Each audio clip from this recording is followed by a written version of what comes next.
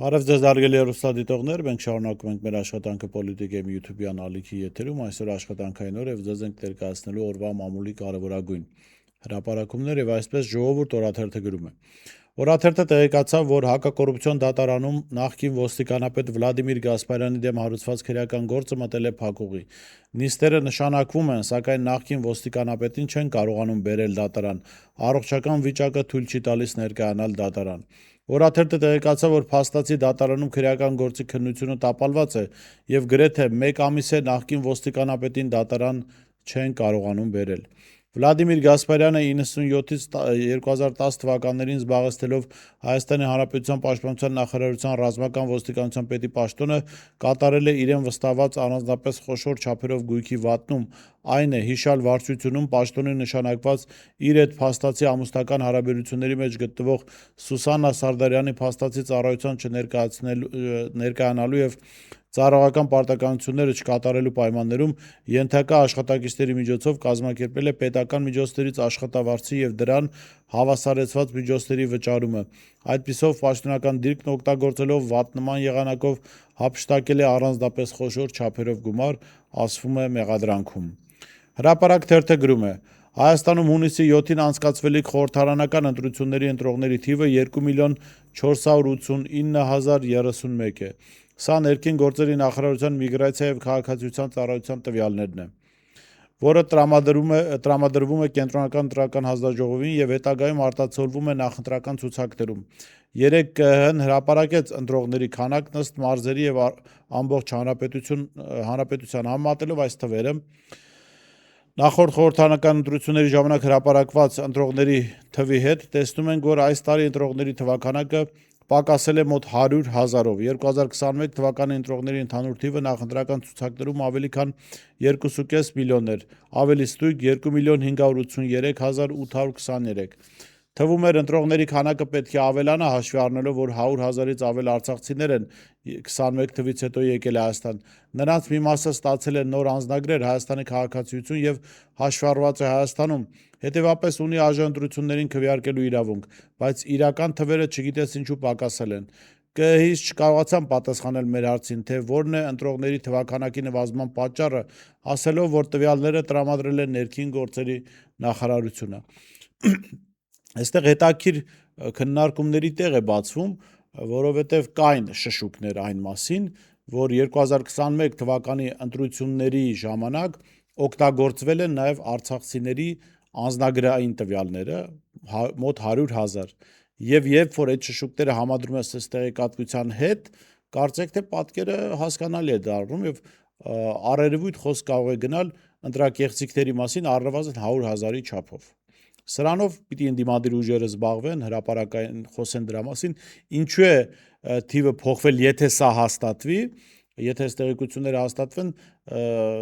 թվի փոխվելը հիմնավորված կլինի, որտեղ 2021 թվականին Արցախը կար եւ արցախցիները համարվում էին Հայաստանի քաղաքացիներ, որտեղ Հայաստանի անձնագրեր ունեին, իսկ երբ Արցախը հայաթափվեց, այս իշխանությունները հրաժարվեցին նրանց ճանաչել Հայաստանի քաղաքացիներ եւ հայտարարեցին, որ դրանք ճամփորդական փաստաթղթեր են եւ քաղաքացիության մասին խոսք չկա, չնայած կային քաղաքացիներ, ովքեր պնդում էին, որ 2021 թվականի ընտրություններին 070 կոդով մասնակցել են ընտրություններին, այսինքն կոդի անձնագրով տեղահանվել են պատերազմի ժամանակ, տեղափոխվել են Հայաստան եւ Հայաստանում օրինական ճանապարհով մասնակցել են ընտրություններին։ Հիմա այս ֆոնին կարծում եմ բավական ասելիքներ կունենար նաև Արայիկ Հարությունյանը եւ գուցե նաև բացատրեր, թե ինչ էր անում ՔՊ-ի նախընտրական շտաբում, արդյոք կարող էր լինել այնպես, որ այս մոտ 100,000 արցախցիների տվյալները օգտագործվեին այդ ընտրական process-ում եւ ինչ դերակատարում կարող էր ունենալ Արայիկ Հարությունյանը։ Իրավունք թերթը գրում է. ԿՊԱ-ական Հայկ Սարգսյանը վախի մթնոլորտում է պահում ամբողջ կուսակցությանը, մասնավորապես ԿՊԱ-ական ակտիվիստների խոսքերով, թեև Նիկոլն ամեն ինչ արեց, որ Ալենի սրտով լինի ու Հայկին զրկեց քարտ բլանշի հնարավորությունից, բայց վերջինս շարունակում է որպես Դամոկլյան սուր կախված մնալ ՔՊ վերնախավի վրա։ Մասնավորապես նույն լուրերի համաձայն Փաշինյանը ամեն բան անում է, որ Հայկին լավով հրաժեշտ տա, բայց Հայկը անդրդվելի է։ Նա Նիկոլին հասկացրել է, որ չի մարսելու իրեն ցուցակ չմտցնելու համար։ Անձամբ Փաշինյանը չի մարսելու ինձ հետ այդպես վարվելու համար, նեղ կռուգում ասել է Հայկը։ Հրապարակ թերթը գրում է. փետրվարի 13-ից 15 քաղաքացիական պայմանագիր կուսակցությունը ընտրական ցուցակի ներքին քվեարկություն էր անցկացնում։ Կուսակցության 1000-ի չափ պատվիրակների փակ գաղտնի քվեարկությամբ որոշեցին ընտրացուցակներում ընդգրկված տեխնացուների տեղերը 280 նախապես ընտրված անձանց միջև։ Չնայած սա դեռ վերջնական չի, մի փուլ էլ սպասվում է այս անգամ առաջին 50 անձի մեջ եւ նորից քվեարկություն անելու, բայց ուշագրավ արդյունքներ են գրանցվել, որոնցից ԿՊ-ում մեծ դժգոհություն կա, որովհետեւ ըստ ԿՊԱ-ականների հավաքված ձայները չեն արտացոլում տեխնացուների իրական ռեյտինգը, այլ ձևավորել են տարբեր ուղղորդումների, տասովկաների արդյունքում։ Ասել խոսելու թեմա է դարձել ցուցակի 42-րդ եւ 46-րդ տեղում հայտնված նեղություն իջևանցի եղբայրների Նիկոլ Փաշինյանի դասընկեր, նրա ամուսնության քավոր Տավուշի մարզպետ Հայկ Ղալումյանի եւ նրա եղբոր ԱԺՄ հանձնաժողովի նախագահ Վահե Ղալումյանի գրաված տեղը։ Հրապարակ թերթը գրում է. ՔՊ-ի ներկուսակցական ընտրություններից հետո գործող падգամավորներից շատերը խորը ընկճախտի մեջ են հայտնվել, քանի որ քիչ ձայն է ստացել եւ տեղ չի գտել, անգամ падգամավորության տեխնացուների առաջին հարյուրյակում։ Օրինակ ՀՀԿ-ից ՔՊ անցում կատարած պատմաբան Շիրակ Թորոսյանը 103 ձայն է ստացել, ՔՊ-ն ճամբարափոխին ըստ էության արժանի դաս է տվել։ Երեք Թորոսյանը չցանկացավ զրուցել մեզ հետ, անհեթեթ պատճառաբանություններ բերեց, թե միևնույնն է ինչ խոսի մենք մեր ուզածն ենք գրելու։ Ախալքալակցի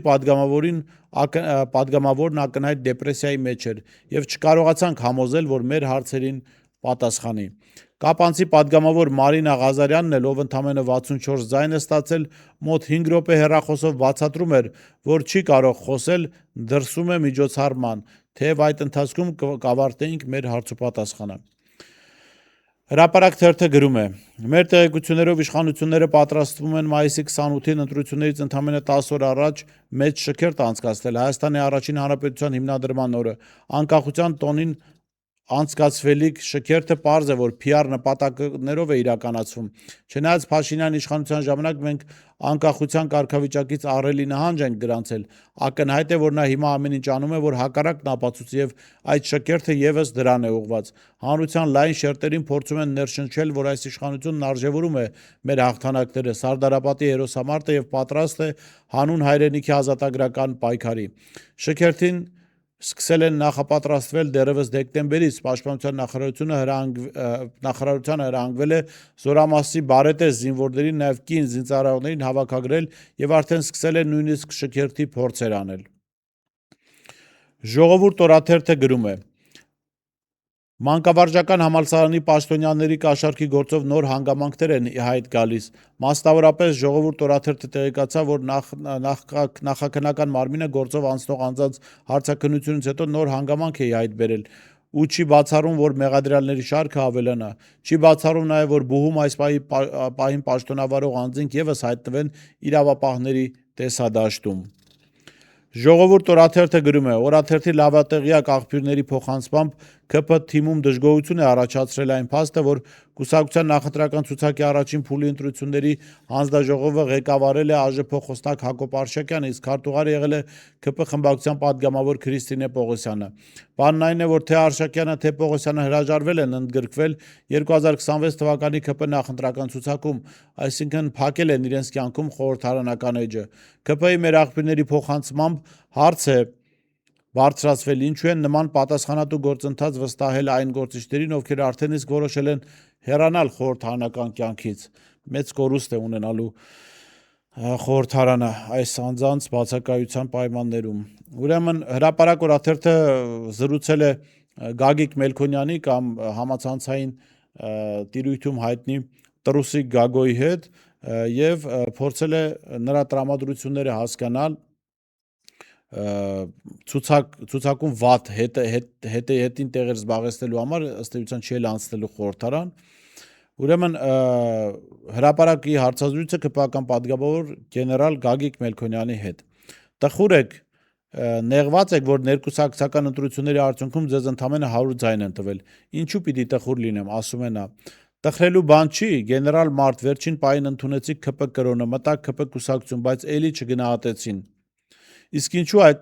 չէ, նեղվելու չէ, ասում է նա։ Իսկ ինչու այդքան քիչ մարդ ձեր օգտին քվեարկեց։ Պատասխան. բայց քիչ չի, ես 80 էի սպասում, 100 եմ ստացել։ Ոնց էիք հաշվել։ Պատասխան. էտենց։